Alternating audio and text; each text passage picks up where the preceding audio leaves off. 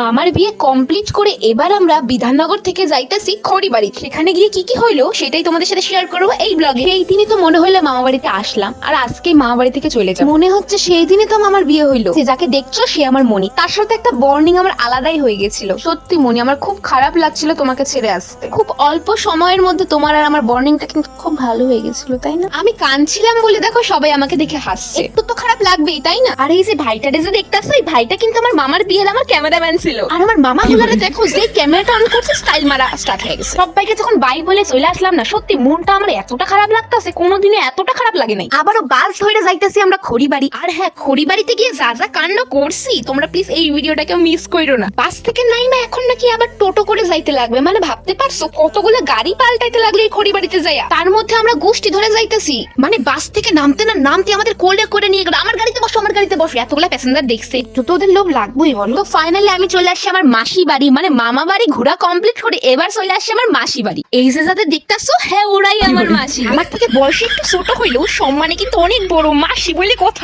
এতদিন পর আমাদের সবার সাথে দেখা হয়েছে, এত তাড়াতাড়ি কি ঘুম পায় বলো তো? সারা রাত আড্ডা মারতে মারতে কখন যে ভোর হয়ে গেল বুঝতেই পারি নাই। সকাল সকাল ঘুম থেকে উঠাই সারা গ্রামটা আমরা ঘুরতে বেরোয় গেছি। আমি যেখানেই যাই না কেন আমার আশেপাশে আমি অনেক বাস দেখতে পাই। কেন যেটা হয় আমার সাথে বুঝি না আমি। আর এখানে দেখো কত রকমের গাড়ি পাওয়া যায়। আমি তো এখান থেকে একটা গাড়ি কিনা নিয়ে যাবো শিলিগুড়িতে। আমাদেরকে ঘুরাইতে ঘুরাইতে আমার মাসি নিয়ে গেল নদীতে, আর আমার মা তো নদীটা দেখা পাগল হয়ে আমার মাসির একটা লাথি দিয়ে দিল। ইস কি অবস্থা, ডুব দিতে গিয়ে হাপুত হুপুত করে নদীর জল খায় নিছে। ওদেরকে দেখা আর আমি নিজের কন্ট্রোল করতে পারলাম না। ভাবছিলাম যে এক মাস স্নান করুম না, এই ব্রতটা তো আমি আর রাখতে পারলাম না গো। আরে বাস, আমার মাথা থেকে সাঁতারও করতে পারি, এইটা তো আমার জানা ছিল না।